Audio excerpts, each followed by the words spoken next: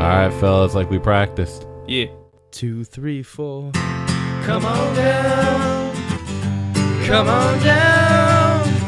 Hanging with the brothers tonight, yeah. Come on down to the brothers commonplace tonight. We are recording. Oh, fuck my ass. Alrighty, welcome everyone to the Brothers Commonplace. Is that, I already forget. Did I fuck up the intro No, that again? was right. Okay. Yeah. Comedy and crime podcast where we cover monsters, murders, mysteries, and more. And you might see that it's a little empty in here. It's Yeah, just me and Primo today, the gruesome twosome. That's all we need. Two forgot. Spence is sick. The people's mustache is saving the world, and Ween he's dead. No, I don't know where Ween is right now. Ween, man. He's Ween, dude. Yeah, he's hey, who Weening the us. hell's Ween? Oh, that's Andrew. Yeah, But, those are boobs. So, hey, you've seen? Have you got boobs at home, Keith? So we got an empty camera over there. I was gonna change it, but fuck, I don't feel like it. However, for the Patreon. We're getting ahead of ourselves. I might just throw a Shark at the Moon up on there. Fuck yeah. And we'll just have a video episode for Patreon where we're just going to watch Shark at the Moon for an hour and talk. So I think that's what we're going to do.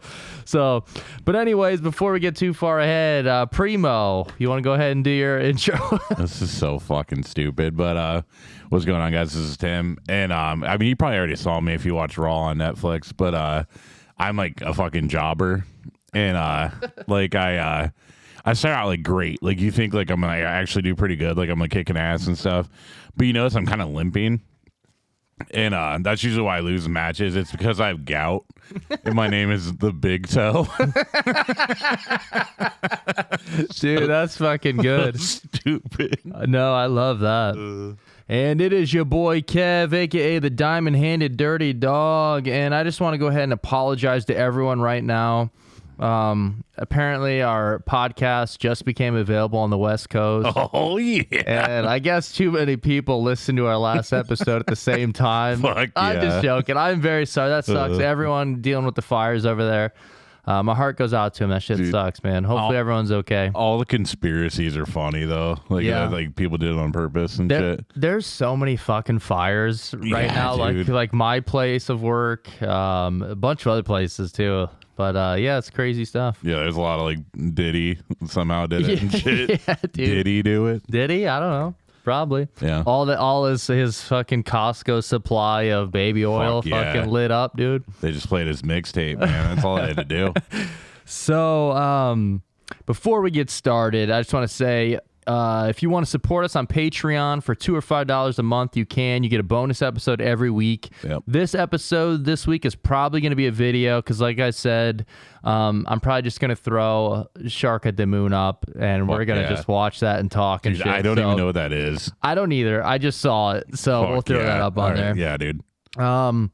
So alrighty, for this week, we are staying in our home state of Ohio. Again. The weather is shitty, the roads are snowy, and I didn't want to travel any further than Brookfield for this case. Fuck yeah. So I don't even know where that is. But join us anyways as we take on Kenneth Biros and the horrible stuff that he did. That's another one where the game, like where we guess. Yeah. Oh, okay. Yeah, go ahead and try to guess what I searched on Murderpedia for this. I already forget, so I'll be excited Fuck when I yeah, remember it. dude. Last week was Ponderosa, which is amazing. Ponderosa Steakhouse. So when That's so fucking good. now for a while when I look up cases, I Google Murderpedia space, then another word. I really can't wait to do Cowboy Hat, which is what Yeah. Tim suggested, but I haven't done that yet. So last week's was Murderpedia Ponderosa Dude, it's Steakhouse. so good. So we'll find out. Oh, yeah, I already remember what this Yeah. one is. And I it's just- so ridiculous, we'll yeah. never get past it. I just love that you're going to cheese out as soon as it comes up. Yeah, I just remembered. And it's so obvious. But Fuck yeah. alrighty. Our sources for this case, we have Murderpedia, obviously, Cleveland.com, NBCnews.com, and then 90% of this is from casetext.com. Fuck yeah. Like, we get a lot of large quotes from there. It's also funny because like the Steelers just lost their playoff game. They got destroyed. And whenever Myles Garrett was like nominated like Defensive Player of the Year, TJ Watt tweeted out nothing I'm not used to. Like, this was years ago when he did that. So now every time something shitty happens to the Steelers, people always bring up nothing I'm not used to. That's so good. And like Steeler fans on, I'm on like this AFC Circle Jerk subreddit, and everyone is like, it's easy to shit on the Browns. So it's like Browns, Ravens, Bengals, and Steelers. And so now everyone, even Steelers fans, are just posting nothing I'm not used to. Dude, and it's so good because the Browns are so easy. It's always like, how's the massage therapy? It's like, dude, none of us even like them. Yeah. So. Yeah, we didn't want that shit. But all right. Dude, the Ravens are such a good team, dude. And they're like so fun to watch. I hate that they're in our division. Yeah, Jordan's probably happy. Yeah, hell yeah. Shout out to Jordan. Let's see. Alrighty. So our main guy here, Kenneth, is from Brookfield Township, Ohio, which is in Trumbull County. Oh, fuck yeah. We'd go there to get our fucking food when it runs out, man. Dude, this is so shitty when we worked at Bob Evans. If we didn't have something, it'd be something so stupid. Like, oh, guys, we're out of coleslaw. Dude, it was always coleslaw. Does anyone want to drive to the Trimble Road, Bob Evans, and get coleslaw? It's like 20 minutes to get there and back. And it'd be like snow warnings were empty because the roads are shitty. And like, not to be mean, but his name was Wigger Chris. That's what he made us call him. Wigger Chris would be like, oh yeah, man, I'll go. Dude, he was like a teenager. It's like, dude. And he's like, yeah, I can get out of working for a little bit. It's like, dude, you're on Dish Tank. No one's going to cover the tank while you're gone. And you have to drive in the fucking snowstorm to get coleslaw, and dude. Fuck so that. You're not getting paid for it. So you see. But yeah, they'd always send us to Trimble Road to go get the dumbest shit. Trimble Road. Don't forget the disclaimer. Oh yeah, the disclaimer. Thank you.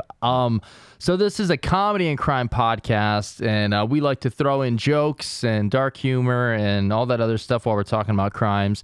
So if you don't like mixing comedy and crime, this is not the podcast for you. Get on out of here.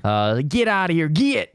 But if you do like that stuff, stick around. Maybe we'll make you laugh or something. Smack our wieners around a little bit. Yeah, we'll pull our little peepees out for you. Dip them in the candle wax. Oh yeah. For the Patreon episode, got some candy. Get it right here. Shack gummies. I didn't have. Yours is right here. Oh fuck yeah! I don't know why. The new Patreon thing is we just eat fucking candy now. So that's what we're doing, man. So alrighty.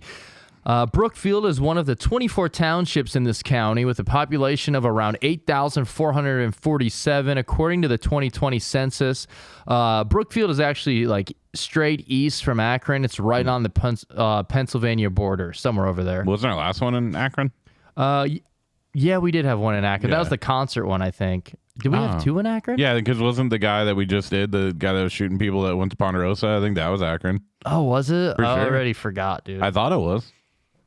So the township is governed by a 3-member board of trustees, so that's kind of fun. There's a school, a library, and not really a whole lot of other stuff from what I can tell. However, it is part of Trumbull County, like we said, and the largest city in Trumbull County is Warren, which is pretty popular. Like Dave Grohl was from there. Fuck yeah. So that's cool. If you like cheaters. Oh, yeah, get out of here. Go hang out with the Astros, you fucker. And I broke my arm in Warren, actually. My buddy Eric, his stepdad, lived at the top of this giant hill in this... in like the suburbs area. Yeah. And so we would ride our scooters down this hill. Oh, yeah. And I fucking hit a tiny, it was like a razor scooter. I hit this tiny ass little pebble and the fucking wheel turned out from me and I fell and rolled down this giant hill with a broken arm. What about the other time you broke your arm? The other time I broke my arm was trying to impress my girlfriend in 6th grade. Yeah, my army rolling off the top bunk. Dude, that's so fucking funny. Yeah, it worked. I got a hand job. Oh, hell yeah. No, I didn't, dude. 6th grade. You just did it with your broken arm. Yeah, I'm like, this is good. It feels like I have no feeling in this arm. Yeah, it feels like it's somebody else doing this. So, so alrighty, on to the case now. It will be taking place in Missouri, Ohio. I don't know if that's how you say it or not. Missouri, possibly? Missouri. Actually, we're not in Ohio, which is an unincorporated community in the same area with a population of 2,001. So, oh, shit. Missouri, I don't know. Sorry, I don't know how to pronounce it. Pretty small. Alrighty, so here we go. Our main guy here, Kenneth Biros. He was born June 24th, 1958. And I'll be honest, there's like not a whole lot of information about this guy at all, so we're just going to jump straight into the case. Cool. February 7th, 1991. Yes, that day, the same day that the baby on Nirvana's Nevermind album was born. Fuck yeah. I know you're all That's about to say it. You're about to interrupt me, Tim, to say, isn't that the day that little fucker was born? Yeah. I've actually been waiting this whole time to interrupt for that. Fuck that guy, dude, by the way. I'm not a fan of Nirvana or anything. Yeah. But the guy's name was Spencer Eldon. And I could be missing a lot. I don't know. So I'll just say this. From the stuff I've read, it sounds like he's just a shithead. Yeah, I heard he has a lot of rings. Fuck yeah, dude. Spencer Eldon ring. Fuck yeah. From the wiki, quote, the album cover, this is the album cover of Nirvana's Nevermind. The album cover shows a naked baby boy swimming underwater with a U.S. dollar bill on a fish hook just out of his reach. According to Cobain, he conceived the idea while watching a television program on water births. Cobain mentioned it to Geffen's art director, Robert Fisher, and Fisher found some stock footage of underwater births, but they were too graphic for the record company to use. Furthermore, the stock house that controlled the photo of a swimming baby that they chose wanted $7,500 a year for its use. The fuck? Fuck that. Why would be like, yeah, let's pay like almost $8,000 a year for this fucking album cover. Jesus. Instead, Fisher sent a photographer, Kirk Weddle, I don't know if that's how you pronounce his name or not, to a pool for babies to take pictures, which sounds fucking weird. Yeah, I guess fucking Jarrett from Subway was busy that day. Yeah. Well, we know who bought the pictures. Yeah, that's where the babies were.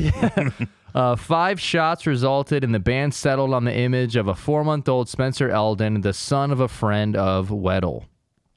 So that kid is a 4-month-old baby. He's got his little baby wiener hanging out in the picture, and he's like chasing a dollar bill attached to a fish hook. And then Geffen, they're convinced because the baby's little peepee was visible in the photo, so they prepared an alternate cover without it. Yeah. Quote, they relented when Cobain said the only compromise he would accept would be a sticker covering the penis reading, if you're offended by this, you must be a closet pedophile. Fuck yeah. So, I mean, I don't know. The whole thing's weird, but that's kind of funny. The cover has since been recognized as one of the most famous album covers in popular music. A few months after the original baby shot, Weddle also photographed the entire band underwater for a promotional poster.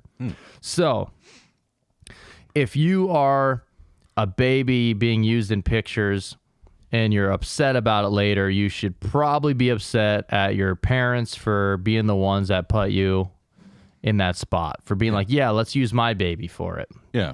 That's not what Spencer Eldon did, though. He decided he was going to chase that money, much like he was doing on the album cover. Yeah. He decided in 2021 to file a lawsuit. Okay. Against Kurt Cobain. Against Weddle. Oh, fuck yeah. Cobain's estate. Hell yeah. Dave Grohl. What was he just a drummer? Novoselic, the bass player. Yeah. So he's trying to sue the entire band, the Kurt Cobain's estate, the photographer, claiming that the use of his likeness on the album cover was made without his consent. He was a fucking baby. Or that of his legal guardians. Fuck yeah. So that it violated federal child pornography and that it resulted in lifelong damages. I think it's legal Indians now.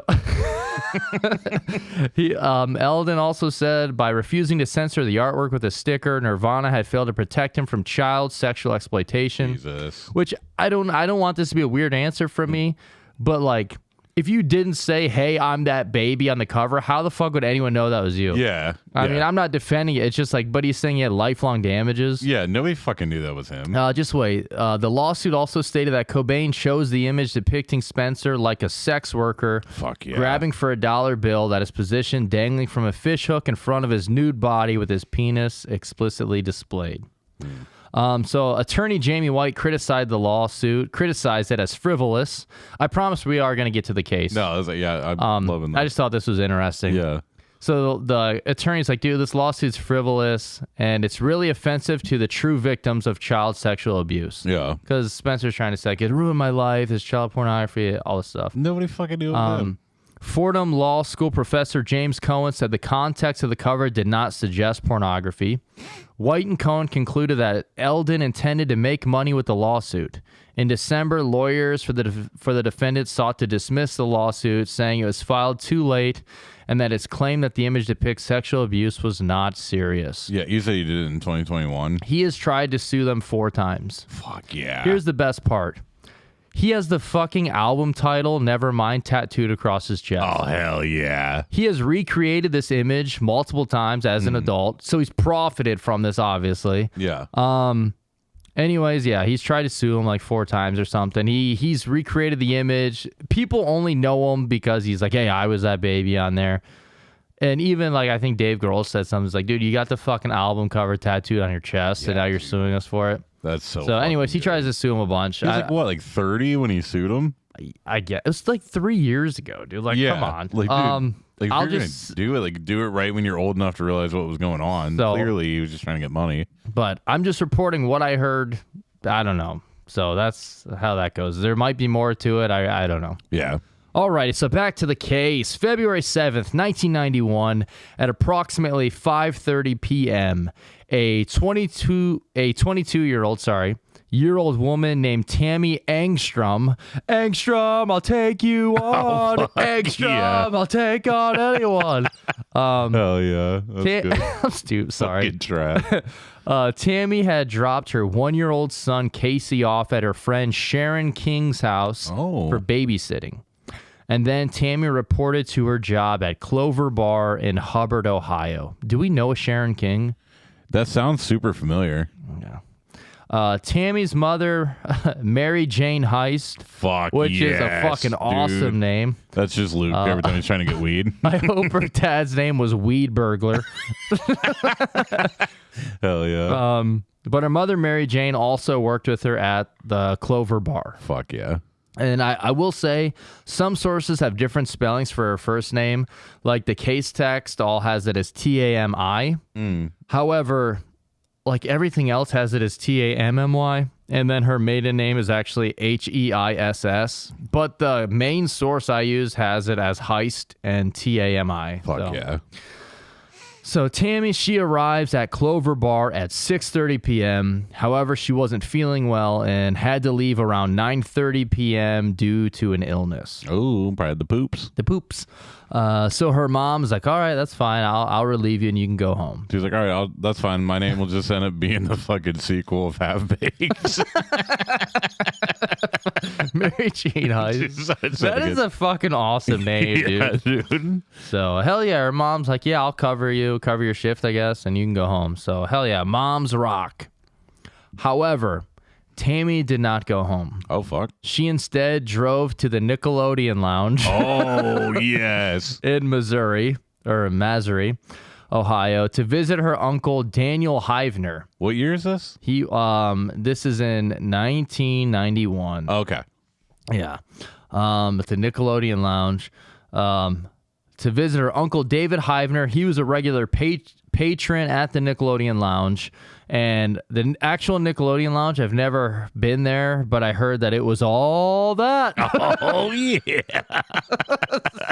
Fuck yeah.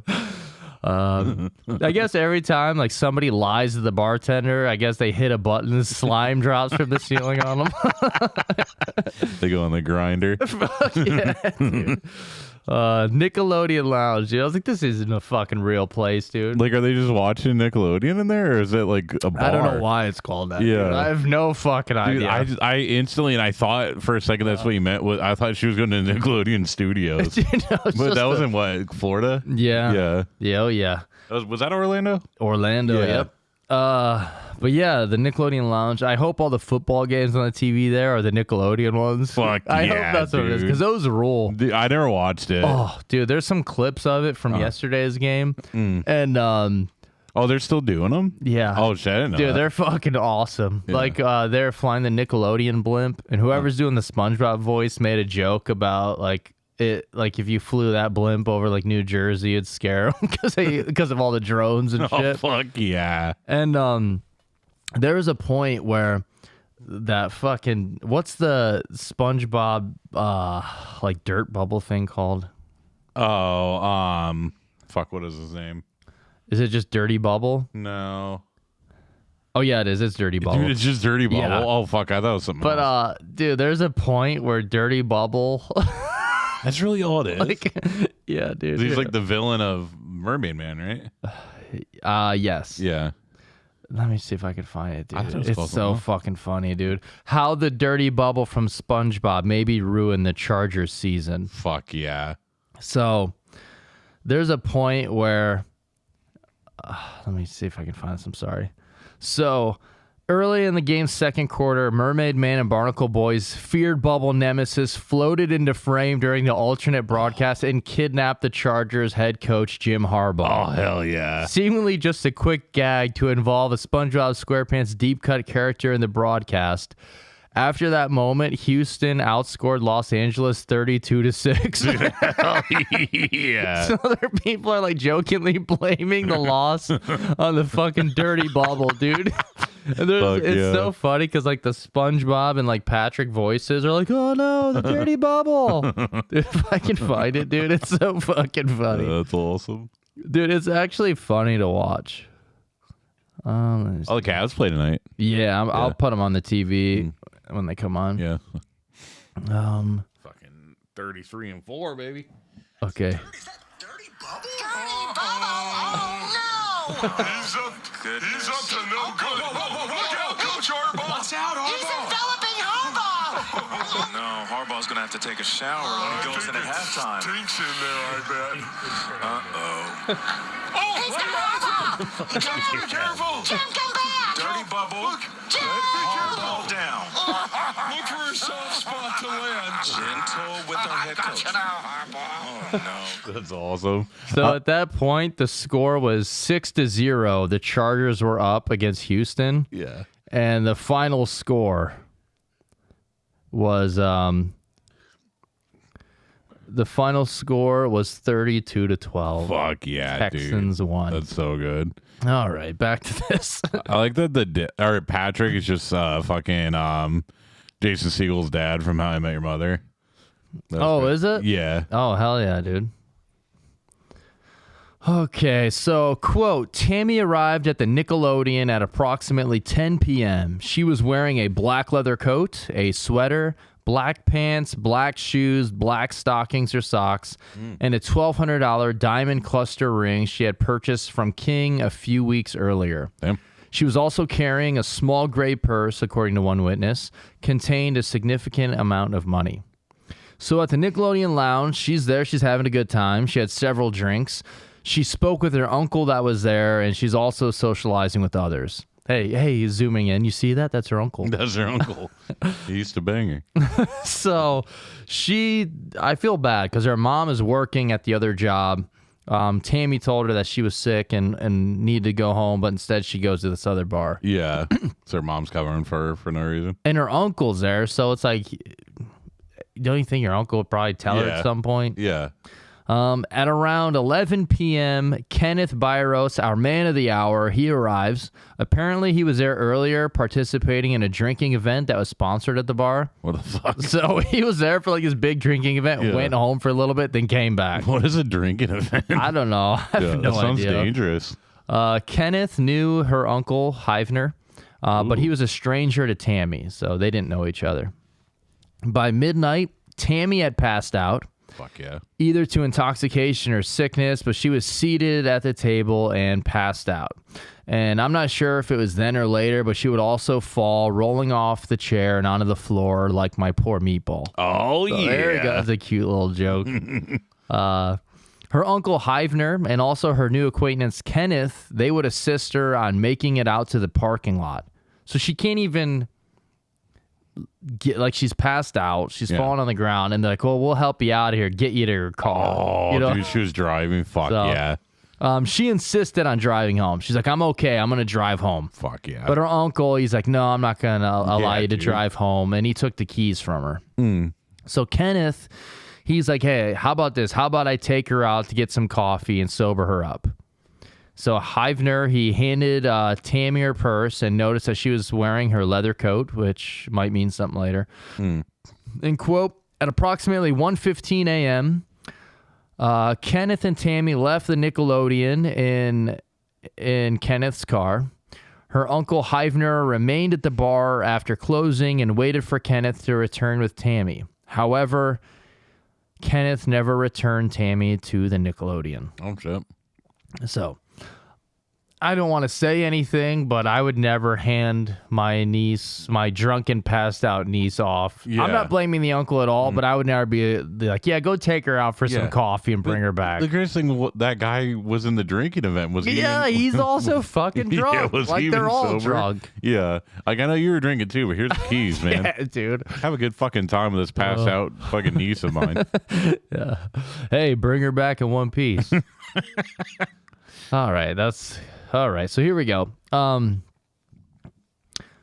Let's go back a few hours now, the same night, February 7th at around 11:30 p.m. So Tammy and Kenneth left at like a 1:15 a.m. Okay. So we're going back a couple hours. And we have Andy Angstrom, Tammy's husband. She's married because she has a kid and she's married to Andy. He drives over to the Clover Bar because he had bought a gift for Tammy and he wanted to deliver it to her. And he shows up at the bar and he's confused when he sees that his wife is not there. He's like, well, where the fuck's Tammy at?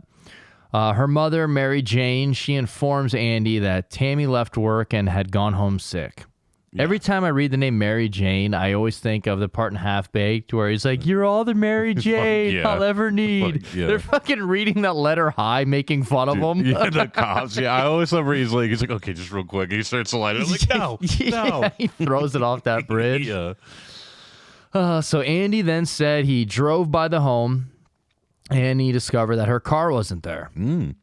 So he then asked her babysitter / friend, Sharon King, if she could continue to watch Casey while he went out to search for Tammy. At approximately 1 a.m., Andy spoke with Tammy's sister, Deborah, and she suggested that Tammy might have gone to the Nickelodeon Lounge. Wait, the Nickelodeon Lounge wasn't the thing you Googled, right? Just Nickelodeon. Oh, okay. Yeah, Fuck Murderpedia, yeah, Nickelodeon. Dude. All right, I just now thought about that. I'm like, fuck, wait. Yeah, Hell dude. yeah.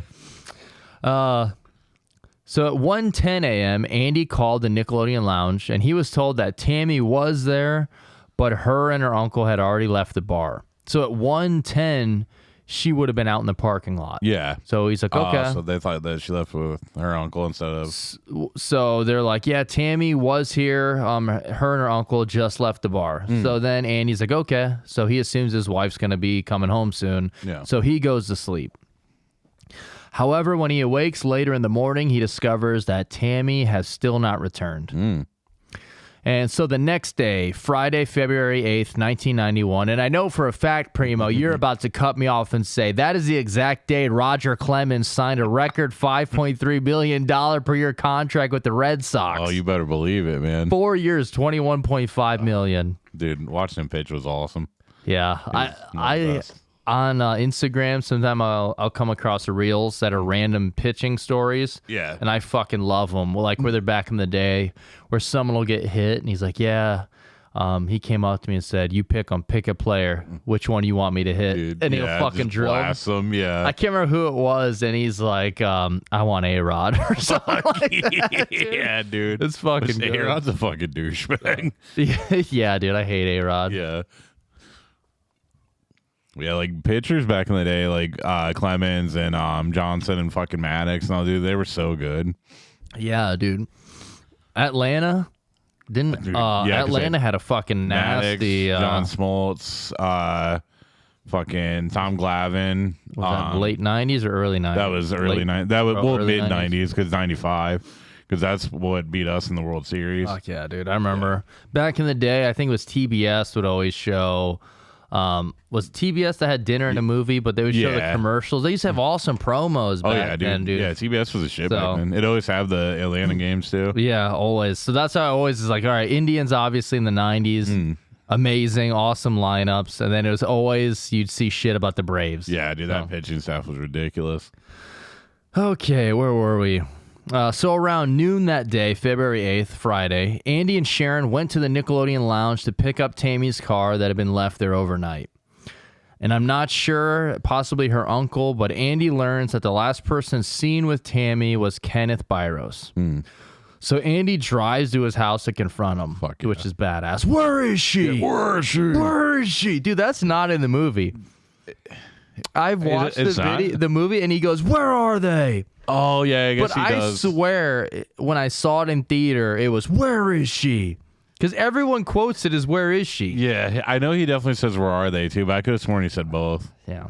So whenever I put Ballard in his car seat, I always yell in his face. I always go, "Where are they?" And then he yells it too. Yeah. I have no idea why. When I walk back in from work and my dog like he's in his pen, and I open the door. I'm like, "Where is he?" And he just starts jumping around. All right, we got a big quote here. Quote.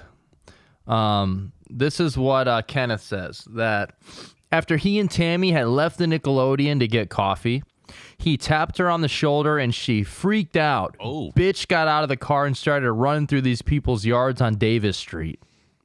Wait, that's what he fucking said? That's the quote. Hell yeah, dude. Quote, she freaked out. Bitch got out of the car and started running through these people's yards on Davis Street. That just reminds me of the quote in The Room where he's like, I knew this girl once had 100 guys. Next thing you know, she's in a hospital on Guerrero Street. I really thought you were going with run, bitch, run.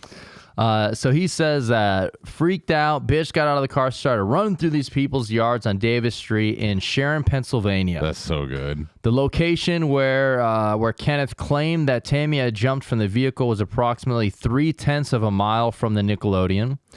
Andy told him that he had already contacted the police in Sharon, Pennsylvania, and that he intended to file a missing persons report with the Brookfield Township Police Department. Andy told him that if Tammy doesn't turn up right fast, the police are going to come looking for you, and it's going to be your ass. Fuck yeah, dude. So Andy fucking rules, dude. Yeah, he should have just fucking beat his ass right there. Dude. Throughout the day, people hear the story now that Kenneth was the last one that seen her.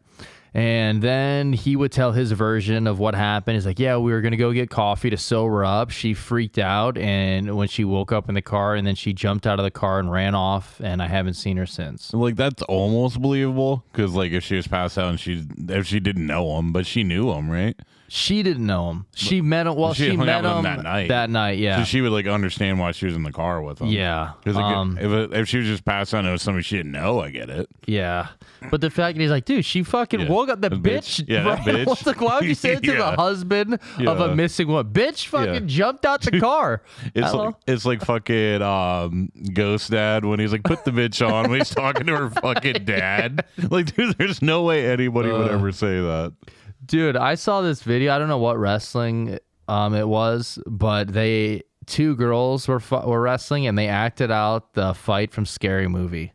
Like against the ring girl. Like the girl from the ring where she's like holding her head. And they acted that entire thing out in the ring. It was from fucking awesome. Hell yeah, that's awesome. Right, I'll be right back. Okay. Sorry.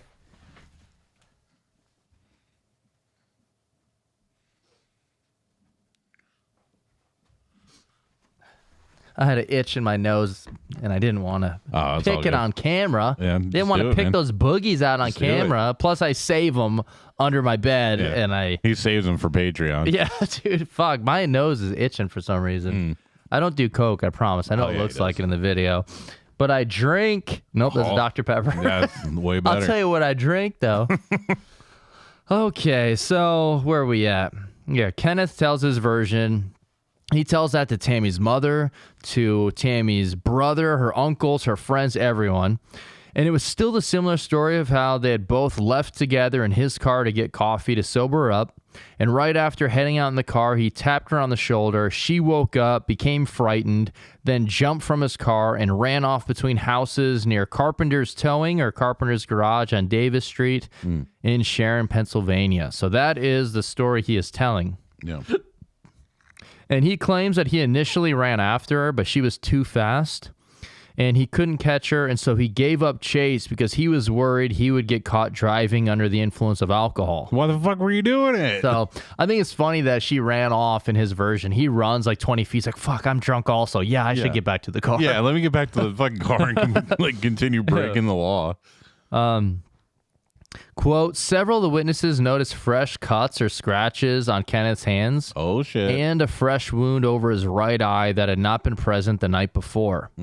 Kenneth explained he actually has a reasonable explanation. He said that he had cut his hands because he had been locked out of his house. And so he had to punch and break the window, obviously. Oh, yeah, that's exactly. Dude, you could have just lied and said, like, you ran through, like, woods or something when you were chasing her. Yeah. Or fell down chasing her. Yeah. They're like, okay, all right, but what about that cut above your eye? chopping wood. Yeah. How the fuck? Yeah, that's exactly what it So was. chopping wood. Like say you hit like we're running after her and a branch hit you in the face. Yeah. Like that's an easy one.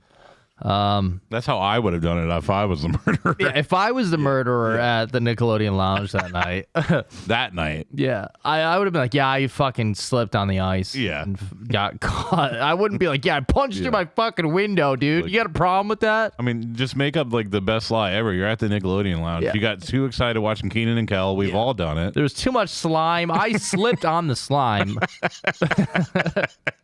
You fucking just got so pissed off trying to put that aggro crack back together or whatever the fuck that was.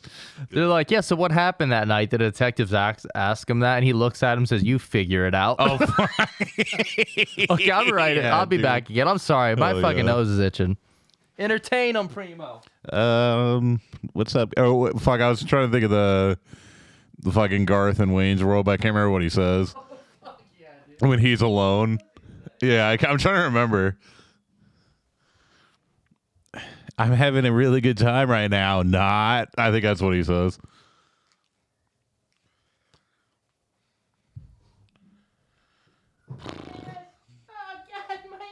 Oh, my ass. All right. Okay.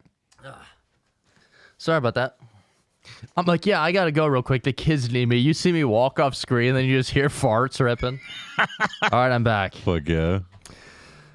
Okay, so next up, he says, yeah, how'd you get that cut above your eye? Chopping wood, Dude, dude. that's so good. How? How the fuck did you cut your Yeah. eye chopping wood? Yeah. Tammy's brother then tells Kenneth that he will kill him if Tammy had been hurt Fuck anyway. Yeah, dude. One of her uncles says, if you harm Tammy, I'm going to rip your heart out. Hashtag wildman. Hashtag wildman. Tammy's mother told him, if you put one scratch on my daughter, I will fucking kill you. Dude, hell yes. So Yeah, families is shit. Kenneth tries to comfort them all. He's saying, don't worry, don't worry. This is what he says, quote, don't worry. Your daughter is going to be just fine. Wait and see. Fuck yeah, So- dude. So Kenneth, he goes with the family to where he claimed to have last seen Tammy, and he helps them search the area. Oh my He's like, God. this is where she jumped out of the car, where that bitch took off. Yeah, that fucking stupid cunt jumped out here. I hope the whole time he just keeps saying that. The fucking, the balls on this bitch. I'm trying to get her coffee, yeah. trying to sober her up, and the bitch takes off. He's like, this fat, ugly bitch. Fucking terrible mother bitch just jumped out of my It's like any possible way you can put her down. Got an F in 4th grade, bitch. The fucking grade card is so fucking embarrassing. Ranked lower than Toof. Yeah, dude. For those that don't know, we talked about it. We had That's so Toof good. read us his high school. One of his grade cards he had. His GPA was like so fucking low. I don't know how he graduated. And they had the class rank, which you should never have. Yeah, dude. Where it tells you like what number you were out of all the students. Yeah. And we had like 60 some students, and I was probably around like 20 or something. Yeah. And Toof was literally, I think, like 8th from the bottom. Dude, that's I'm like, so dude, good. there's more than 8 like special needs kids. Yeah. And some of them ranked higher than you, Dude, Toof. was Chuck higher than him? Chuck had to have been. That's so fucking I hate good. Chuck, dude. I'm Yeah. sorry to be mean, but I fucking hate He Chuck. was only higher than him because it was a Thursday. First day. Hey, Chuck, what day is SmackDown on? First day. Chuck's his Thursday. Hey, what are you doing this weekend? Play PlayStation giveaway. Wait, what's giveaway? There's this game called The Getaway, and Toof would pretend that Chuck could be like, "Oh, playing giveaway." I don't know why it's funny. Oh yeah. All right, Toof used to do this thing where he would just play, dude. It's not even playing. He would play The Sims on PlayStation Fuck 2. yeah. But he wouldn't play the game. He would just watch one guy and just follow him everywhere and pretend it was Chuck. And he would just sit there and do it. I'm like, dude, why are we doing this? Oh yeah. So now we go to Kenneth's house, which is located on King Graves Road, which is a cool Oh, that's name. sweet. Yeah. He is living with his mother, Joanne, and his brother, Curie.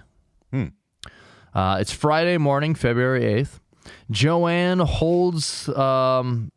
finds a gold ring on the bathroom floor. She's probably confused because she knows her fucking loser son isn't getting any pussy. Probably. Yeah. She's like, where the fuck did this ring come from? Yeah, I bet you that bitch dropped it. She's like, I swear to God, it's more believable that Sonic fucking ran into the wall here than you brought home any trim. Fuck yeah. Regardless, she asked Kenneth about it, and he's like, oh, I don't know anything about this ring. He tells her that the ring, this looks like it's a fucking cheap gold ring. Oh, hell yeah. His mother's like, Kenneth, you fucking dipshit. It's not cheap gold, you dumbass. She's wearing like that $1,500 ring, remember? Yeah. Like, this looks fucking cheap. Yeah, just let me throw that away real quick. And it's just another way to put her down, dude. Oh, this fucking This cheap fucking ring. cheap shit. Yeah, whoever's missing it's probably got a green fucking ring on their finger. Yeah, whoever's missing it, I'm pretty sure is that bitch that jumped out my car. He then takes the ring from his mother. He's like, you know what? I better take this back to the Nickelodeon for like the lost and found. He's like, because it might have belonged to that girl that jumped out of my car earlier. Yeah. So he actually says, he's like, I gave a girl a ride home earlier and maybe it fell off her and she lost it in my car. So I'll take it back to the Nickelodeon. How did it get up there? Like how it like His mother's like, okay, yeah, you do that. And then he goes into the ceiling of his house and hides the ring. Fuck yeah, dude. I was really hoping he would pawn it. Yeah, dude. That'd be fucking fun. Yeah, and dude, he buys walkie-talkies. Oh, Like, dude, you don't yeah. even have a second guy use the other one. Who the fuck's gonna use the other walkie-talkie, Yeah, Kenneth? dude. Later that night, his brother Curie, he's like inside watching TV. He looks outside. It's February in Ohio, okay? It's cold as fuck. He looks outside the window and he sees his brother Kenneth out in the pasture. Hell yeah, dude. His brother's like, dude, what the fuck are you doing out there? Yeah. And he responds, I'm watching stars. God damn it, Yeah, dude. That's dude. hashtag wild man. Hashtag wild man, dude. No one's Like, fucking going out in February in Northern yeah. Ohio in the fucking pasture to look at the stars, dude. I really don't want to give him hashtag wild man, but he's No, had a that couple. is hashtag wild Yeah. because you could tell he didn't think of an excuse. anything, If anyone yeah. asks me what I'm doing out here, I have nothing. Yeah. Oh, watching the stars, dude. So I wish it was daytime. And then he immediately comes back in. He's like, well, fuck, I guess I'll just come back The inside. stars are gone. Quote, on Saturday, February 9th, Tammy's family and friends, they spent hours searching for Tammy in Sharon, Pennsylvania. They also searched a wooded area along the railroad tracks near Kenneth's home on King Graves Road. However, the search party was unable to uncover any clues concerning Tammy's disappearance. Saturday afternoon, the police call Kenneth's house and nobody answered. They leave a voicemail requesting that he come down to the police station for questioning. Kenneth, he gets the message. He's like, all right. And he actually drives down to the station. Wow. They tell him, like, hey, you're not under arrest. You're free to leave at any time. We just want to ask you some questions. And he tells the same story that he's been telling everyone. He claims that Tammy had passed out in his car. And at one point, he stopped at an ATM machine to withdraw some money. And that was when Tammy woke up and insisted that he take her back to the Nickelodeon Lounge. Wait, isn't that different than what? It is different, Okay. yes. Gotcha. Yeah, he adds shit. Yeah. And that's when she jumped out of the car and took off. And the police asked him, like, hey, is there any chance Tammy's purse might have been left in the car? And Kenneth says, no, there's no purse in my car because I thoroughly cleaned it and I found no purse. Fuck yeah. Fuck yeah, dude. Why'd you clean it, Kenneth? Yeah. He's like, I was just farting in there. It wasn't me. It was the fucking Yeah. the fucking hooker I gave the ride That home to was bitch was fucking in- farting in there. Now, if you haven't listened to the podcast before, we are obviously taking a satirical joke. We're not actually calling this woman that. No. We're Like, he said pretending it. Kenneth is Yeah. the one doing it because Kenneth keeps putting her down. Yeah. And people don't understand some of the humor. I mean, like if they that. made it this far, they understand. Yeah, that's true. Yeah. So the police, they start digging into his story even more. Captain John Cleric begins questioning his tale of events. Fuck yeah. And he asks, he's like, well, let me ask you something, Kenneth. Did you maybe try to advance on Tammy sexually and get denied? Kenneth says no. He suggests, well, Kenneth, maybe you had sexually advanced on her and she jumped out of the car. Possibly she struck her head. Kenneth denies this as well. Quote, Upon further questioning, Captain Cleric suggested that maybe an accident had occurred in which Tammy had fallen out of the car and struck her head. At that point, Kenneth responded yes, and he admitted he had done something very bad. Fuck. Cleric offered to speak with Kenneth alone. Kenneth agreed and indicated that he wanted to speak with Cleric outside of the presence of other police officers. Fuck yeah. So that's how he gave in. He's like, do you know what happened to her? No. Did you try to like sexually advance on her? No. Is it possible you sexually advanced on her and she rejected you and jumped out of the car and hit her head? Yes. Yeah, that's exactly what Dude, happened. It's like the beginning of that Meatloaf song. Fuck yeah. Yes. Yes. I heard the cleric rolled really well persuasion. That's how he got him. Yeah, Yeah, dude. the cleric's D&D class. Yeah, Yeah, yeah. that's what I thought. I bet you say that to all the cops. yeah. Yes. Yes. Here's another big quote. We got some big quotes coming up. Quote. According to Cleric, after the other officers had left the room, Kenneth stated, "It's like you said, we were in the car together. Fuck yes. We were out along the railroad tracks. I touched her on the hand. Then I went further. I either touched her or felt her leg, but she pushed my hand away. The car wasn't quite stopped. She opened the door and fell and struck her head on the tracks." Kenneth told Cleric that Tammy was dead and that the incident had occurred along the railroad tracks near King Graves Road in Brookfield Township. At that time, police informed Kenneth of his Miranda rights. So he's saying that, like, yeah, he put his hand on her leg. She pushed his hand away, jumped out of the car when it wasn't stopped, Yeah. and she like slipped on the railroad tracks, hit her head on the tracks, and died. And he's like, so then he signs his waiver rights. And he's like, I can show you where it happened. Fuck. And I gotta turn the Cavs game on real quick. So that is what he's saying. She jumped out of the car after he put his hand on her leg, and she slipped, hit her head on the railroad tracks. And I'll be right back. Okay. I don't have a penis. Would you like to touch my penis? Would you like to touch my penis?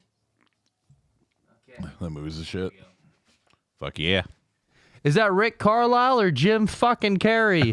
Oh yeah. Dude, Rick Carlisle looks so much like Jim Carrey, dude. It looks like Jim Carrey if he just got done doing chemo. Yeah, he does. I didn't want to say it. Yeah. Yeah. Like, what is this, an outtake from the end of the Andy Kaufman fucking movie? That Man on the Moon? Yeah. Okay, so after signing the written waiver of his Miranda rights, he tells his story to the officers one more time. This is his final version. Yeah. Quote, according to Detective Rocky Fonts, Oh, which is a hell fucking yeah, sweet name, dude. dude. Hey, what kind of fonts you got on fucking WordPad? You got Rocky Fonts? Hell yeah. Kenneth admitted that he had reached out and grabbed Tammy while parked along the railroad tracks near his house on King Graves Road. So now he's saying he was parked there. Yeah. Kenneth told Fonts that Tammy had then jumped out of the vehicle, fell, struck her head on the metal part of the railroad track, and died. Appellant told police that Tammy's body was in Pennsylvania. When police asked him for the precise location of the body, he requested to speak with an attorney. After Kenneth consulted with counsel, he agreed to show the police the location of Tammy's body. Alrighty. Remember when he told the family, he's like, "Don't, she's good. Just wait and see. She's gonna be fine." She's fine. Oh, yeah. by the way, she fell, slipped her head on the railroad track. She's dead, but Yeah, she's good though. but she's pretty good.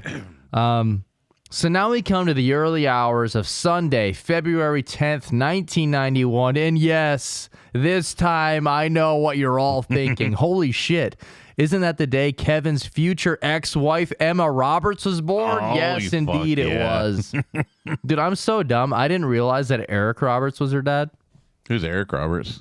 Oh, we're going to talk about him on the Patreon for a yeah. while. We've talked about him in the past before. Okay. But Julia Roberts her aunt. is her aunt. Yeah. So that's Eric Roberts' Yeah. sister. Okay. Eric Roberts is this older dude who's been in almost 1,000 movies. Fuck yeah. Like he's maybe not all movies, but like acting credits. He says yes to everything. Nice. Nicolas Cage. He's had some highs and lows of movies he's been in. We're gonna go over him on the Patreon. He's been in like Runaway Train, The Dark Knight, The Expendables. He had a leading role in King of Gypsies in 1978, where he received a Golden Globe Award. He also received a Golden Globe nomination as his role as Paul Snider and Bob Fosse's Star 80. He's been in like good shit. And then he's been in the worst dog shit I've ever heard of in my life. I guess there's a series called Stalked by My Doctor. Fuck yeah. That I haven't seen. I think it's on Tubi, maybe. Oh, yeah, that's pretty. He's in Stalked by My Doctor. Hell yeah. And there's like a big series of these. I don't know how many there are. But everyone says they're like fucking dog shit insane movies. And it stars him. Hell yeah. Fuck. He's also in A Karate Christmas Miracle. Fuck yeah. A Talking Cat. And then how could we leave out Joker's Poltergeist? We talked about that horror movie. Yeah, doesn't it have like ICP music in it? Or No. Well, it might. This is the mass shooting. This is the movie about the mass shooting at a cinema where the main girl's name is Aurora. Yeah, so you fucking did that on purpose. He is, dude, he has 760 acting credits on IMDb with 91 upcoming. Oh, hell yeah. It's insane. So we're gonna talk about him on the Patreon, but I do want to say I looked up his net worth, and I don't know how true it is or not, but it says he's worth between 5 and 10 million. Nice. Which, adding up his acting credits, not a lot. that's 851 acting credits. If you divide it by 5 million, that means he makes on average of $5,875 per movie. Hell yeah. Dude. Fucking someone pay this guy, dude, because that's bullshit. If right now, if the people making that Aurora movie were like, hey, I will pay you $5,000 to come be in it, I wouldn't. No. I would. That's too low for me. Yeah. So Eric Roberts, what the fuck are you doing, dude? You were in The Dark Knight. You have a Golden Globe. Get paid, man. That's so good. All right, back to the case. Sorry. So remember, Kenneth said that he had placed his hand on her leg. She freaked out, jumped out the car and fell, getting out, hit her head on the railroad tracks, and died right there. So he's like, all right, that's the story. I'm sticking to it. That's what happened. I'm going to show you where the body is. Show you where her body is. Quote, in the early morning hours of Sunday, February 10th, 1991, Pennsylvania and Ohio authorities discovered several of Tammy's severed body parts in a desolate wooded area of Butler County, Pennsylvania. Police found other portions of Tammy's body in a desolate wooded area of Venango County, probably not how you say it, Pennsylvania, approximately 30 miles north of the Butler site. Damn. Tammy's head and right breast had been severed from her torso. Yeah, this is pretty rough. Sorry, guys. Her right leg had been amputated just above the knee. The body was completely naked except for what appeared to be remnants of black leg stockings that had been purposely rolled down to the victim's feet or ankles. The torso had been cut open, and the abdominal cavity was partially eviscerated. The anus, rectum, and all but a small portion of her sexual organs had been removed from the body and were never recovered by police. What the fuck? Yeah, what a fucking monster. Yeah. So, yeah, it seems you fucking left out the part of chopping her body up and driving 30 miles away to dispose of it. Insane. That shit came out of nowhere. Yeah. He's like, yeah, she fell, slipped and hit her head. I'll show you where it happened. By the way, I chopped her up and fucking hit her all over Pennsylvania. So they can't even tell what her actual cause of death is. We'll get there, what they think. Okay. But dude, they never found parts. Yeah, dude. Like, how do you remove an anus? You Like, what the fuck? Dude, how did he do that? Like, wait till you hear what he did this shit with. Jesus Christ. Yeah, warning. Sorry I didn't give you guys a warning ahead of time, because it does come out of nowhere. It's really fucked up, so sorry. Yeah, these are where all the big giant quotes are. So here's another one. Quote, forensic technicians, police, and homicide investigators searched the area of the railroad tracks near King Graves Road, where Kenneth had indicated that the incident with Tammy occurred. You know, when you search up Murderpedia and Nickelodeon, you don't expect this. So, there, investigators discovered a large area of blood-stained gravel near the railroad tracks. So, part of his story might be true, because at the gravel and railroad tracks, there's a bunch of blood stains and shit. Investigators also found blood splatters on the side of one of the steel tracks. A number of other blood stains are found in the same general area. Blood stains and swabbings of blood collected at the scene were later tested and were found to be consistent with Tammy's blood. Additionally, investigators found what appeared to be part of the victim's intestines in a swampy area near the railroad tracks. Oh, fuck. DNA testing revealed that the intestines were, in fact, part of Tammy's remains. Approximately 1 month later, police recovered Tammy's black leather coat, which was found partially buried a short distance from the tracks. That's why I mentioned the coat earlier. Yeah. 2 cuts or slash marks were found on or near the collar of the coat. Tammy's house keys and a tube of lipstick were found in a shallow hole in close proximity to the coat. Police also found one of Tammy's black leather shoes in the area of the railroad tracks. Dale Lowe, however he says his name, a forensic scientist with the Ohio Bureau of Criminal Identification and Investigation, found a single pubic hair inside Tammy's shoe. Oh. Lowe determined that the microscopic characteristics of that hair were consistent with the characteristics of known samples of Tammy's pubic hair. Fuck. So, yeah, he apparently left out him going fucking berserk on Tammy and mutilating her. Yeah. If you're going to, like, admit to all this shit and show him where it's at, Yeah, like just like, hey, I did this. just be like, yeah, here's a heads up. I kind of fuck. She's in, like, 90 pieces. Yeah, just a little. Like, bit. I'm not trying to be, like, mean or funny or anything, but, like, he didn't say any of this shit. Yeah. He's just like, Yeah, I'll show she you hit her where it head. I'll show you where it happened. Yeah. They found out he literally mutilated her, drove all over, and threw parts places. Yeah, that's fucked up. Next, the police would search his home where they would find a bloodstained pocket knife. Oh, come on. He did almost all of this with a fucking pocket knife. Jesus. I didn't even know you could do that. No. So they search his home. They would find a bloodstained pocket knife hidden in the basement. They find a much larger knife in the bathroom also. They found a bloodstained coat in his bedroom, which is the one he had worn to the Nickelodeon Lounge on the night of the attack. Forensic experts found numerous bloodstains on the front of the coat, inside the left sleeve as well, and of course the blood on the coat and pocket knife would be tested and proven to be consistent with the blood of Tammy. Yeah. The hairs found were tested and matched with Tammy as well. Quote, the automobile Kenneth had driven to the Brookfield Township Police Department was also searched. Forensic technicians found numerous blood stains consistent with the blood of the victim. Several other blood stains found in the vehicle were determined to be consistent with Kenneth's blood. A small piece of human tissue believed to be Tammy's liver tissue was found in the trunk. Damn. So, like, he, like, tried to clean up, like, 20% and was like, fuck it. Yeah, I'll that's just, fine. hey, wish me luck. Yeah. You know? Are you going to clean the blood off the blade? Nah. No, probably not, dude. it's fine. What about, like, the clothes you wore? Are you going to clean those? No, I'll just throw them in my room somewhere. Yeah. What about this liver spot? I'll live it in there. Yeah. Nah, dude. So dumb. Yeah, it gets even more rough. So just a heads up again. Oh, damn. And these are all more big quotes. Dr. William Cox, the Summit County coroner, would perform the autopsy on Tammy's body. Cox determined that the victim had suffered 91 pre-mortem injuries, which are indicative of a severe beating Jesus. and an attempt at sexual mutilation. He also found 5 stab wounds that had been inflicted immediately after the victim's death. Among the pre-mortem wounds were at least 5 blunt force injuries on top of the victim's head, which, according to Cox, had been caused by an object such as fists or the handle of a knife.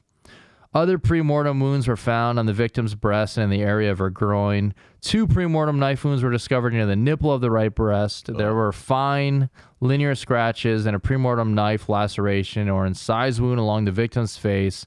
And according to Cox, the way it was done is the blade of the knife runs down across the mouth and finally gets into the skin, into the soft tissue. I'm sorry, this is horrible. Yeah. Then breaks the skin as it continues a downward direction. Dude. Cox also found numerous wounds on the victim's hands, which appeared to be defensive injuries. Yeah. The reason we're saying all this because it does kind of come up in some of the stuff later in the court stuff.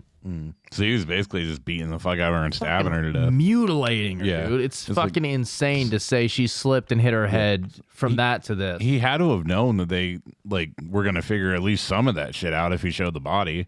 He didn't even try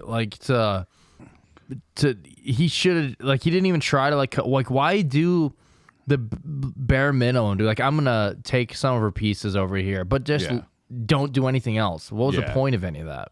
It sucks because I know that this isn't what's gonna happen, but I wish the family would fucking get a hold of him and just fucking beat him to death. Yeah, they definitely wanted to. Yeah. In addition to 91 premortem wounds and the 5 post-mortem stab wounds, Tammy's head, right breast, and right lower extremity had been severed from her body at some point after death. So like I said, he decapitated her, he chopped everything up. Yeah. Her anus, rectum, urinary bladder, and virtually all of her sexual organs had been cut out and were never found. Like, what the fuck? The gallbladder, the right lobe of the liver, and portions of her bowels had been extracted from the body.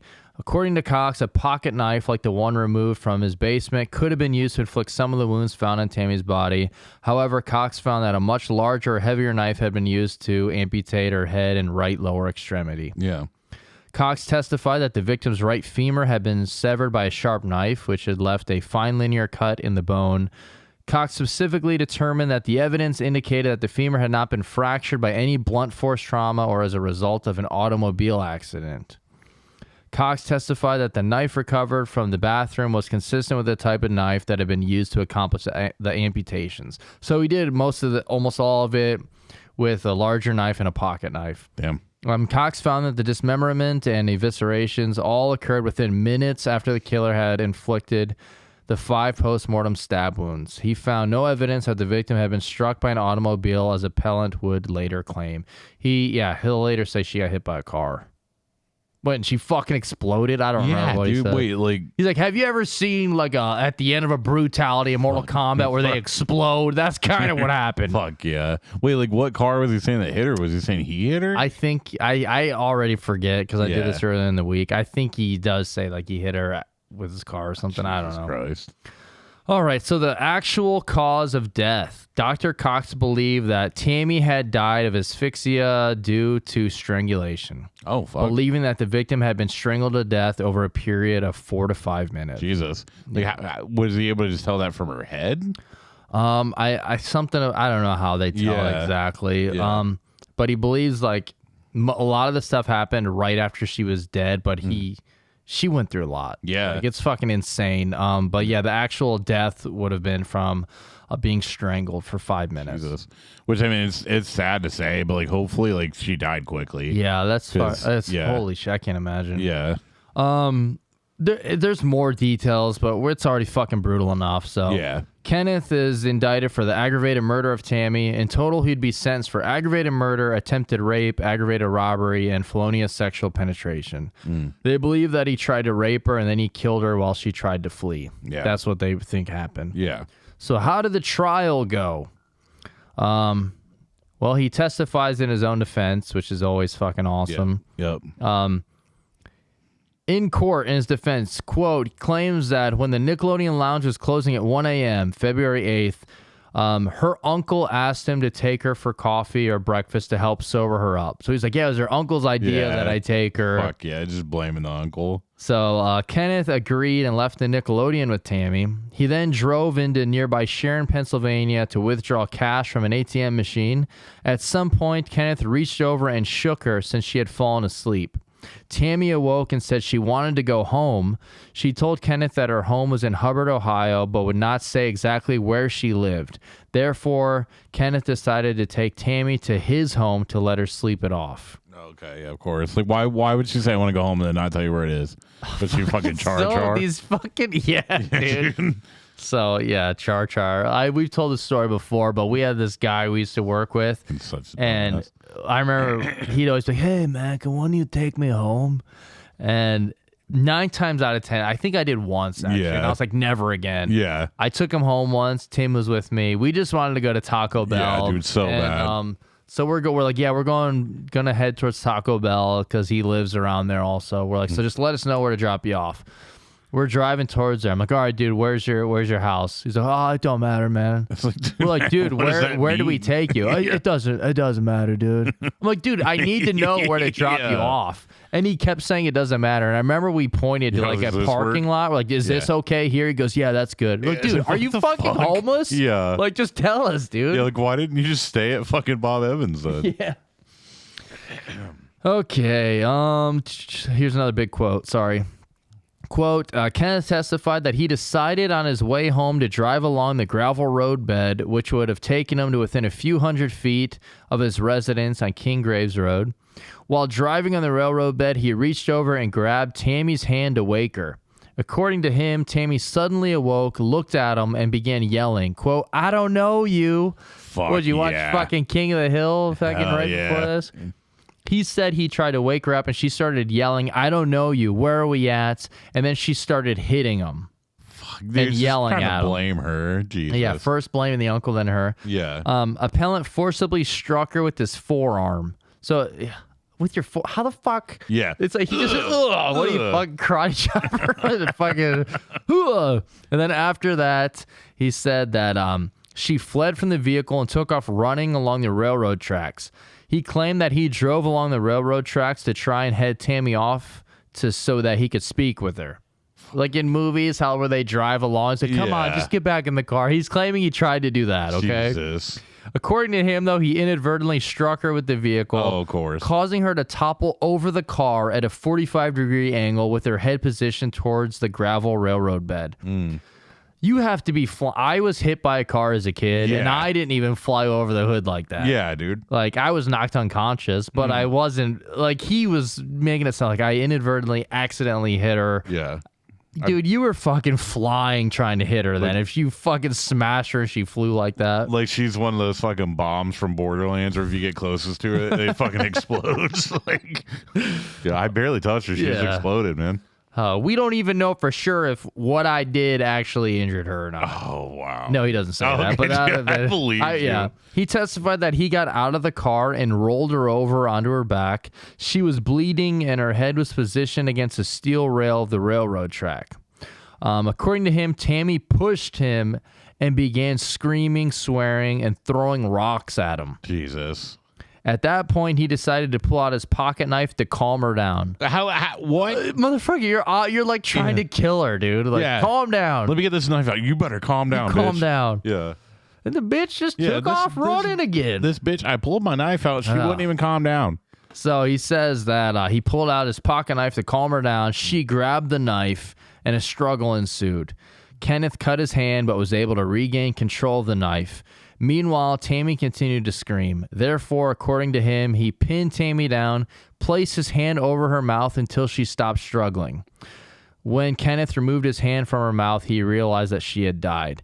Appellant then became upset and frustrated, so he stabbed her several times. Bullshit! Yeah, what the fuck, Yeah, dude? that is the most unbelievable horseshit story I've Why ever even, heard. Like, because for one, like you still murdered her, so you're not gonna get away. Why even come up with that? It doesn't help you. You know nobody's gonna fucking believe you. Your Honor, I kind of believe I might be the hero in this story. I wouldn't be surprised if he said that. Pretty much what I'm telling you is I think I deserve a reward. You know, Perhaps honestly. maybe we should let me go. Yeah. Let me go. Maybe take me to Applebee's. I tried to calm her down. I ran her over with my car. I pulled out a knife to calm her down. I put my hand over her mouth. Yeah. She died. Yeah, I Don't know how it happened. That's never happened in history. No, yeah. I mean, usually when I pull out my knife, people calm down. And then after I realized she was dead, I was frustrated, so I stabbed her several times. What the fuck, dude? So fucking stupid. I like to imagine that he's telling this story like it's all an accident and it was just like bad luck on him. Yeah. But he sees like one criminal, like badass guy in the court. He's like, and afterwards I was frustrated, and then he locks eyes with him. So I stabbed her a bunch of He's times. like, he points at it, he's like, this guy knows what I'm talking Yeah, about. this guy knows. It's the dude in Big Daddy. In the fucking back. Yeah. Hey, let's see your clippers. Let's see your clippers. We'll come down there and give you a crew cut. So, here's another big quote. Sorry. Quote, Kenneth testified that after he had killed and stabbed her, he panicked. So he drove home, tended to his wounds, and washed his clothes. Apparently, he didn't wash them good enough, dipshit. Yeah, dude. Testified that he returned to the body 15 to 20 minutes later and became very angry, believing that Tammy had, quote, just destroyed my life. Motherfucker, you fucking did destroyed it, dude. You did it. At this point, he took out his pocket knife again and began cutting her body. Dude, why do you even put your pocket knife away if you use it so fucking much, dude? Just keep it out. Hey, let me ask you this though. This time did it calm her down? And I didn't even hear her scream this time, Your Honor. She was calmed down. Yeah, it's like, some people, they like to read a book to calm down. Sometimes I just pull out my pocket knife, Dude, this just remind me, and I don't know why, and I'm sorry, but from the SpongeBob NFL game, there's a part where they fumble. And Patrick goes, he didn't firmly grasp it. Oh, hell yeah, dude. Okay. That's awesome. That made me think of it because I was going to make a joke that he called the pocket knife all reliable. He says he took his pocket knife out and began cutting Tammy's body. He claimed he removed her clothes because they were in the way. Okay. Oh, yeah, that's why, dude. Because you're a fucking sick pervert. They were in the way. I had to. In the way of what?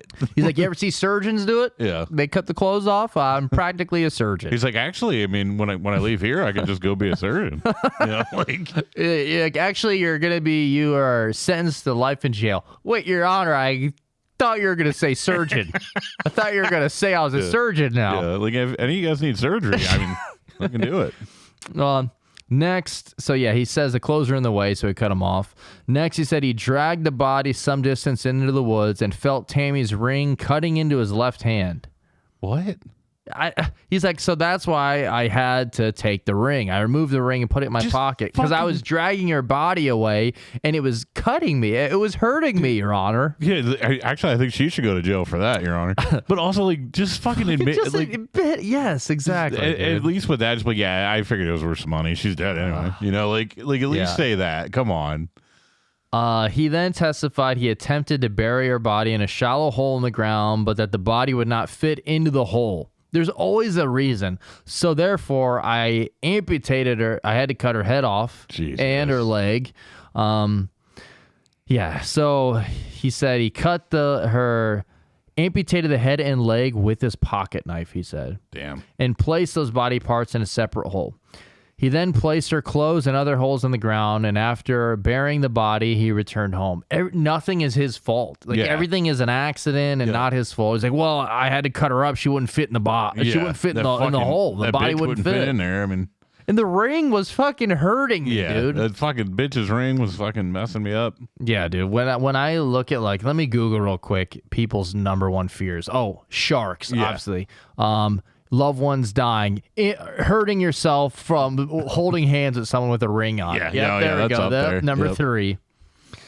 Appellant testified later that on Friday morning, February 8th, 1991, he found Tammy's purse in his car and he burned the purse in the fireplace.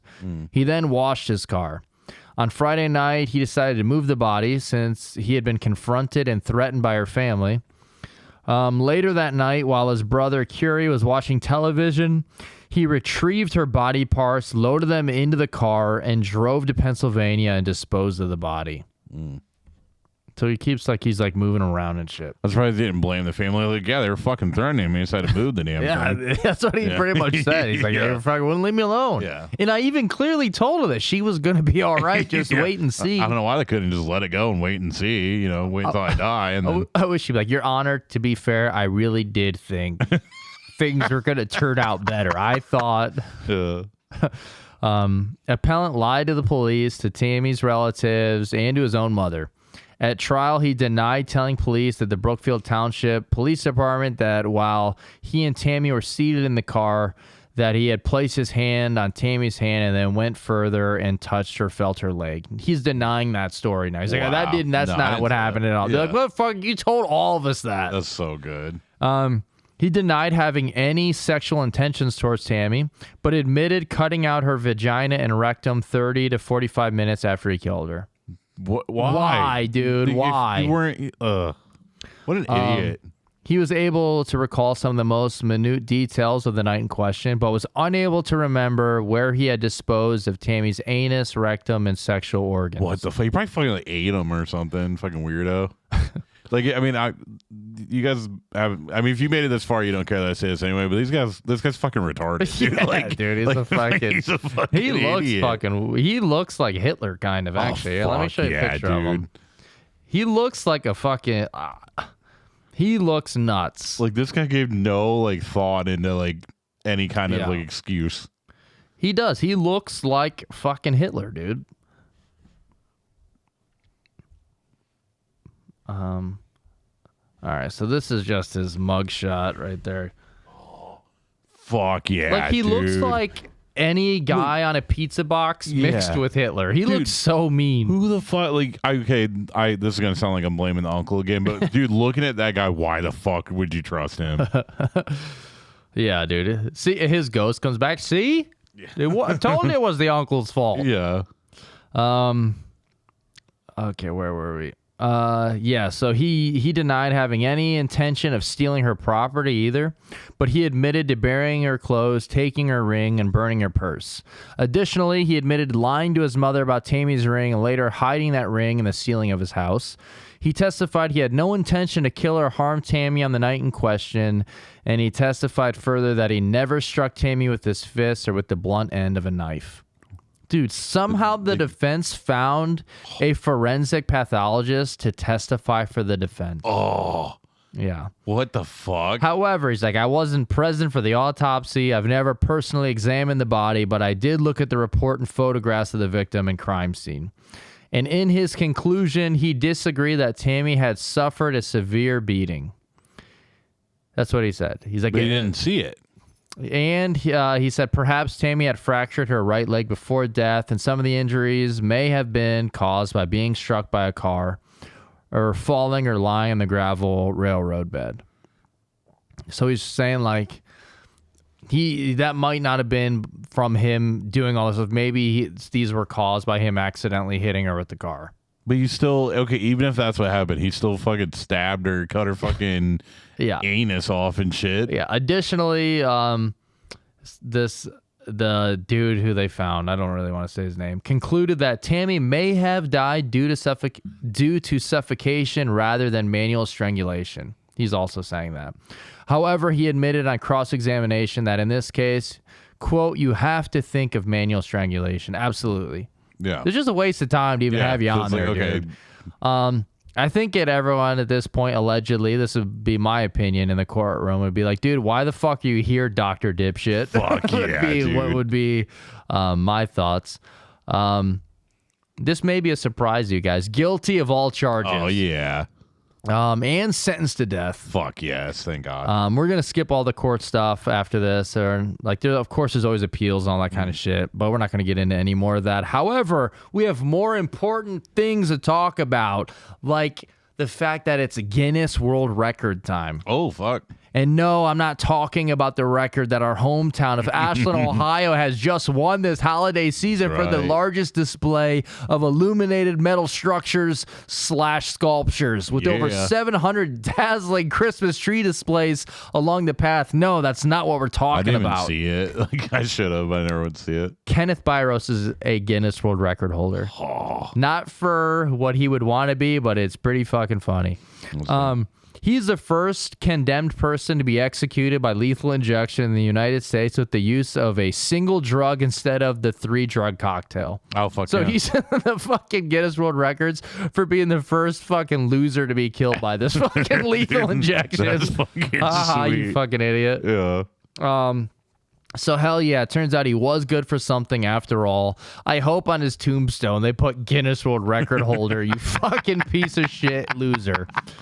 It's just like the shit emoji. Yeah, dude, he doesn't have a fucking tombstone. I don't know. No. Actually, I was on his. I always go to everyone's find a grave. Dude, was it good stuff about him, too? I don't think so. Let me see. Kenneth. Dude, I've itched my nose like 12 times on the camera, too. Yeah, Just realized I don't keep know doing it. what mine is. Yeah. Yeah. Dude, his picture on find a grave is just his mugshot. Oh, fuck yeah, dude. No, he just has like one of those things in a wall. This, you want to hear, you know how they always have like the obituaries and stuff on here? This is his. He was sentenced to die for killing a woman he met in a bar in 1991. He was 51. Hell yeah. And I like looking at the flowers because sometimes people say funny stuff on here. Like my uncle, when my uncle killed a young girl and then committed suicide, on like his Indeed or some employee page, someone's like, "No, I will not be hiring this guy. He's a murderer." Dude, that's It's like, so dude, he he's fucking dead. killed himself the next Yeah. day. Like, yeah, that's so fucking funny. here we go. May God have mercy on your soul. That was August 16th, 2021. Why would someone even say that? September 6, 2020. May God have mercy on your soul. Rest in peace to the victims. Only God can judge us, someone else said. Cool. All right. Okay, where were we now? Excuse me. Okay, final meal. Oh, yeah. I like when they have these. Yeah. His final meal. Cheese pizza. Onion. You're not even going to get fucking toppings on there, dude. But you know you had to have fucking Tim Curry say it. A cheese pizza. Yeah. Onion rings and fried mushrooms. Chips with French onion dip. Cherry pie. Blueberry ice cream. And the Primo Special Dr. Pepper. Fuck yeah. Okay, like I'm happy about the Dr. Pepper, but everything else, I'm like, dude, that's not a good last meal. I would eat like a really fucking good pizza, but just cheese pizza. Yeah. I mean, I like fried mushrooms, but I'm not putting that on like like it's my last meal. Final words from this fucking dipshit. Yeah. You won't even, the final words will piss you off, dude. Okay, here we go. This is what he says. Quote, I'm sorry from the bottom of my heart. I want to thank all of my family and friends for my prayers and who supported and believed in me. Fuck off. My father, now I'm being paroled to heaven. Oh, no, you're fucking not. I will now spend all of my holidays with my Lord and Savior, Jesus Christ. No, you won't. Peace be with you all. Amen. Her fucking family is watching him say this shit. Yeah, have fun burning in hell, you fucking idiot. What? I'm spending all my holidays with Jesus Christ now. Yeah. Just going right there. I'm actually fucking first in line up in heaven, man. If he's in heaven, we're all in heaven, dude. Every dude. one of us is in heaven. Like fucking Hitler's in heaven. Yeah. Actually, yeah, because he is Hitler. He does look like him, dude. Oh, we're wearing the blue land jerseys. The blue's the land. shit. Let's go, Cavs. Fuck yeah. I want to get one of them jerseys. Yeah, those are nice, dude. Alrighty.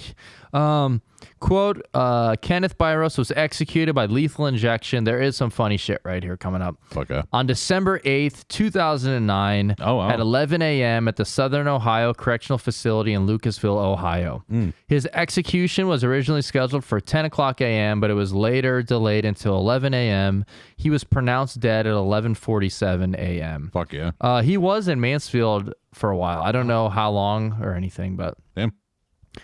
Quote, the Biros execution wasn't flawless. Oh, yeah. This is their first time doing the instead of the 3 cocktail one. Yeah. The execution team, as it has in previous executions, struggled to insert shunts into Biros's arms. Fuck yeah. So you know how if you have to get, like, they got to find a vein or something, and if they don't get it once, it fucking absolutely sucks to go back and do it again. Yeah. It took them 9 times. Oh, yeah. Fucking hashtag wildman. That had to have been on purpose. Oh, dude. yeah. 9 times just fucking stabbing Yeah, them. dude, just fuck. I hope they were just in there like they're fucking sword fighting. I hope they used this fucking pocket knife to help make a hole. Yeah, dude. Here's the best part. So, like we said, the execution wasn't flawless. That's what they said. They struggled to insert it into his arms, but Ohio Department of Rehabilitation and Corrections Director Terry Collins defended the execution team and asserted that the process met his expectations. Hell yeah, dude. Nah, I think it was all right. It was fine. I think it was pretty good. He walks in there, they're just all farting on the needle. He's like, yeah, this is good. So Kenneth's time of death was announced, and when it was, the mother, sister, and brother of Tammy, they all applauded. And her sister even said rock on, which is pretty fucking awesome. Sadly, though, her husband passed away in 2005, so he didn't even get to be there for the execution. That sucks. But the two, they have a shared plot, and they're buried next to each other in Hubbard Union Cemetery. Oh, yeah, that's a poor guy, because, like him going over to the dude's house and stuff, like, looking for her and stuff like that, and him, like, thinking she was going to be coming home okay, and that just sucks for everybody, but... Yeah, no, that sucks. But yeah, that is our case. That is everything on Kenneth Biros. He's a fucking absolute monster, piece of shit. Fuck this guy. And the fact that he's like, help, I'm in heaven now, having fucking Thanksgiving turkey with Jesus Christ. Yeah, like, no, you're fucking not. He had one hashtag wild man looking at the stars, but besides that, fuck this guy, dude. Hey, what are you doing out here? Yeah. Just looking at the stars, Just looking brother. at the stars, brother. It's fucking February in Ohio. I wish he was just out there chewing on straw. He's like, just looking at the stars, brother. Looking at the stars, man. Dude, it's fucking 10-0. Nothing. Fuck yeah, Cavs. So, alrighty, we'll go ahead and shut this down. Thank you so much. Oh, we got our Patreon shout-outs we're about to do also. Oh, fuck yeah. You get any new ones? Yep. Oh, hell yeah. So, alrighty. So, I forgot to mention, if you want to support the show, we have a Patreon. You get a bonus episode every week. You can support us for either $2 or $5 a month. Or 700 if you want. I mean, Whatever you want. Yeah, we do have a handful of people that give us more than they need to. Like, you don't have to do that at all. But thank you so much. fuckers. It helps us out. This episode will probably be a video, the one we're doing, because it's just me and Primo, so we'll probably put on a shitty movie and just laugh at it and talk about it, but you can watch it with us, I think. Yeah, those are like my favorite. I think if I put it as private on YouTube, I should be able to put it on the Patreon. So if I can't, it'll just be a weird audio one where you can't see it, and I'll apologize. But yeah, you can support us on here, and if you support us on Patreon, you get a shout out at the end of the episode. So here we go. We're gonna run through them real quick. We got Australian Daniel. Yeah. He's a man. We got Deus Ex Vagina. Yeah. We got Missy Goldstein. We got Kevin Grenier. The real Kevin. Greenest, my dude. We got Tooth's boy Kaza London. Oh, yeah. We got Peyton Blackburn, our pirate captain, badass. We got Grace Kearney. We care so much about Grace. Thank you, Grace. We have Felipe Juarez. Oh, yeah. What does Puerto Rico, the way Donald Trump said it, Puerto Rico. So good. I'm sorry. I hope that wasn't racist. I don't know. We got our guy back there behind Tim up in the light. Who the fuck is that? Fucking Moth. Is that Moth? It's fucking Moth, dude. We got Regan Paris. Fuck yeah, Regan. We got Joshua Mendoza. Oh, yeah, baseball player. We got Caleb H. Caleb H. Followed up by W. Bush. So good.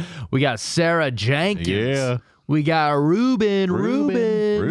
We got Conan Baldwin. Oh, yeah. We got this hot Mama Sheba. Oh, Sheba.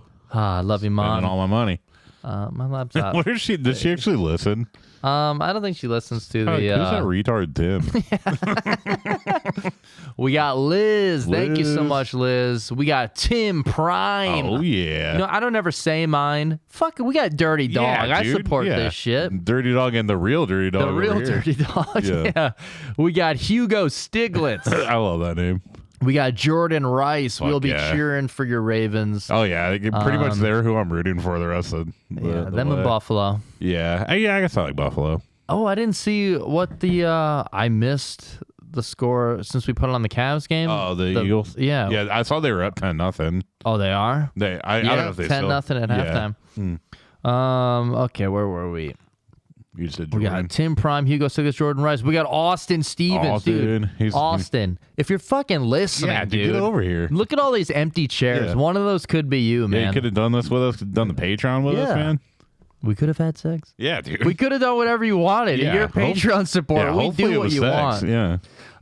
We got Trin Green up on here. Thank you, Trin. We got Jordan Thompson. Fuck yeah. We got Corn Shirt. Oh, yeah. Who is sick. We hope you're feeling better, buddy. Yeah, he was sneezing a lot last night. I miss him. Miss him already. We went and saw Nosferatu. It was fucking sweet. I sweet. want to see that, yeah. Yeah, we thought about inviting you guys, but like by the time like we got everything planned, it was like 7:30. The thing was at 7:30. We're like, I'm not sure if Sorry, I anybody just stayed home alone with my fucking loser kids. Yeah. I'm just joking. We got JT. We got JT. Rob Palenko. Fuck yeah. We got Rimmel, Pope Himmel. Oh yeah. Followed up by Kylo Ren. Yeah, I love Kylo Ren.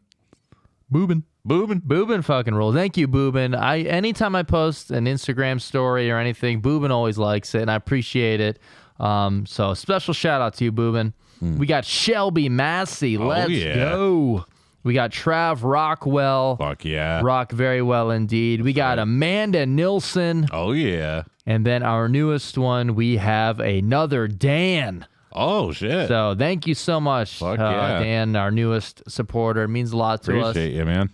And alrighty, we'll shut this down and get on with the Patreon. So thank you so much, everyone, for listening. We love you all. And if you want to listen to the podcast and post on social media, I always will post it on the story and stuff. Fuck yeah. Just a little fun thing.